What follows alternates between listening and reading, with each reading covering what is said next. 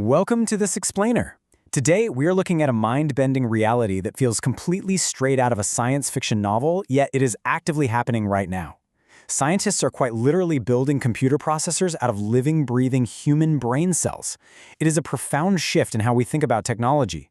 We're moving away from a strict reliance on metal and wires and instead leveraging actual biological tissue for computation. It fundamentally challenges everything we know about hardware. So how is this even possible? Section 1. Meet Organoid Intelligence.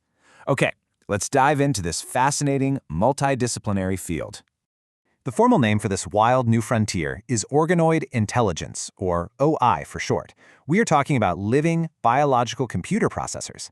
These are created by taking lab-grown, three-dimensional biological neural networks, which scientists refer to as brain organoids, and seamlessly integrating them with electronic microelectrode arrays. Think of it like taking a living, incredibly dense forest of communication pathways and threading microscopic fiber optic cables right through the soil to both listen in and talk back. The organoids themselves are tiny, often just about the size of a pen dot, yet they are packed with millions of functioning, interconnected neurons. It is the literal marriage of organic tissue and digital hardware, designed specifically to achieve incredibly high-level computation. We're no longer just programming inert machines, we are building interfaces to converse directly with living biological networks. Section 2. How brain organoids work. Let's transition over to the mechanics of how these sci-fi-sounding biological processors are actually built. Building a living biological computer starts with the very building blocks of life itself. First, scientists begin by cultivating human stem cells. Specifically, they often use induced pluripotent stem cells, which means taking regular human cells like skin or blood cells and reprogramming them backward into a blank slate state. From there, under precisely controlled laboratory conditions, they bathe these cells in a specific cocktail of nutrients and biochemical cues. This guides the cells to grow into tiny, self-organizing, three-dimensional clusters. It is truly wondrous to think about. These cells are naturally arranging themselves into complex neural structures entirely on their own, guided solely by human biology rather than an engineer's blueprint. Finally, these living, breathing clusters are integrated with the electronic microelectrode arrays. These arrays are essentially beds of microscopic pins that can send and receive highly specific electrical impulses, acting as the ultimate translator between organic biological thought and digital data. Now, what's really interesting about this slide is how these clusters behave once they're hooked up and running.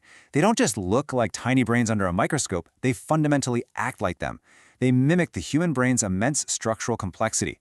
More importantly, they possess what researchers call synaptic plasticity, which is an absolute game changer for computing.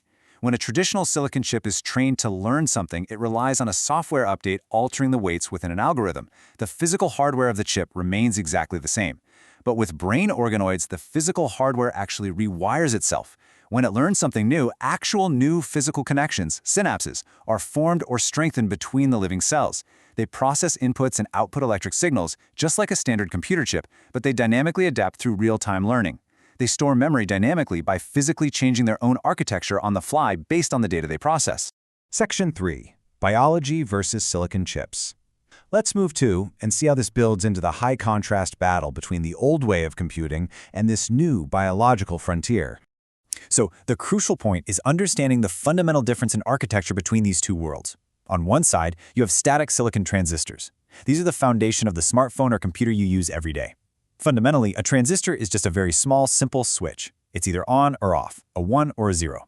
Even our most advanced microchips just string billions of these linear switches together. They are rigid and fixed.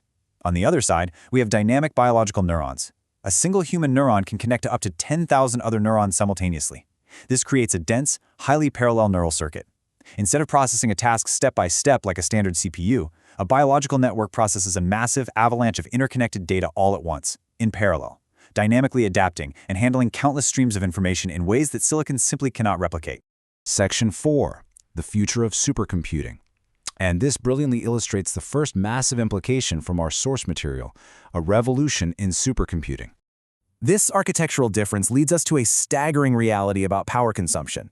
Biological neurons process information using millions of times less power than standard silicon microchips. Millions! To put that massive gap into perspective, just consider the immense power grid footprint of modern artificial intelligence. The massive data centers required to train today's advanced AI models literally require their own dedicated power plants. They pull immense megawatts of electricity and use millions of gallons of water just to keep the servers from melting down. Contrast that with the human brain, which is far more complex than any AI model we currently possess, yet it runs on about 20 watts of power. That's less energy than a dim light bulb. It essentially runs on a bowl of oatmeal.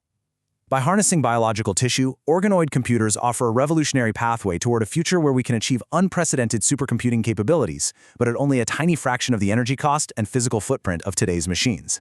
Section 5. Healing the human brain.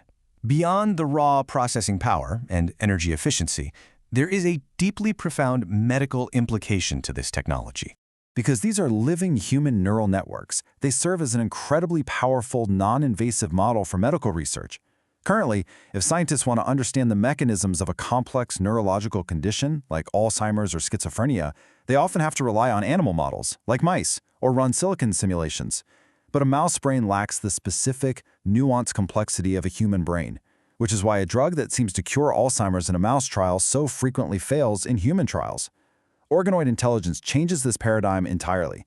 Scientists can use these living computers to study human neurological diseases in real time, observing exactly how the specific biological circuits fail. Furthermore, they can test psychiatric drugs directly on living human brain tissue safely and effectively right in the lab, without any invasive procedures on actual human patients. After seeing how lab-grown stem cells can entirely out-efficiency our most advanced silicon microchips, and how they can potentially unlock the mechanisms of complex neurological diseases, it leaves us with a deeply provocative thought. The very biology that allows us to think, reason, and wonder might just be the literal hardware of tomorrow's supercomputers. Is the future of computing already inside our heads? Thank you so much for joining me for this explainer. Until next time, keep exploring.